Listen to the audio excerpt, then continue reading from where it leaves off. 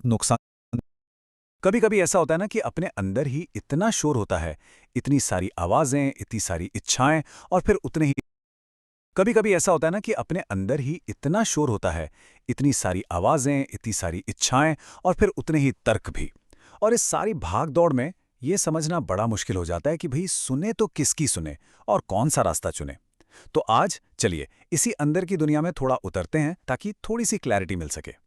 ये एक ऐसा सवाल है जो हम सब कभी ना कभी खुद से जरूर पूछते हैं, खासकर जब कोई बड़ा फैसला लेना हो या जब दिल कुछ और कह रहा हो और दिमाग कुछ और। तो ये उलझन और भी गहरी हो जाती है। आखिर ये सोचने वाला है कौन, और इन सब में से सही रास्ता कौन दिखाएगा? ठीक है, तो चलिए इसमें गहराई से उतरते हैं। इसे समझने का एक बहुत ही दिलचस्प तरीका है। सोचिए कि हमारे अंदर एक आंतरिक परिषद या एक इनर काउंसिल है जिसके 3 सदस्य हैं, और यही तीनों सदस्य मिलकर हमारे हर फैसले पर असर डालते हैं। तो चलिए एक एक करके इन सबसे मिलते हैं।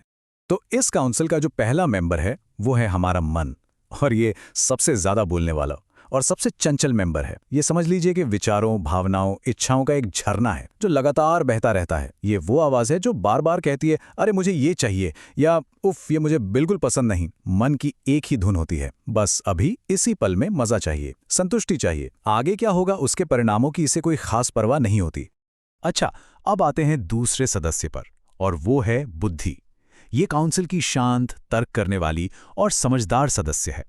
बुद्धि का काम है विश्लेषण करना, सही और गलत में फर्क करना और भविष्य के बारे में सोचना।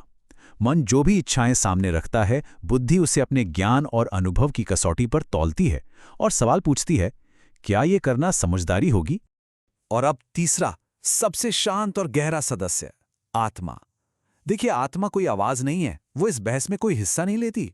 आत्मा तो वो शुद्ध स्थिर चेतना है, एक मूक साक्षी जो मन और बुद्धि के इस पूरे खेल को बस देखती है। ये वो शांति है जिसके अंदर ये सारी हलचल हो रही है। तो जरा देखें, ये तीनों एक साथ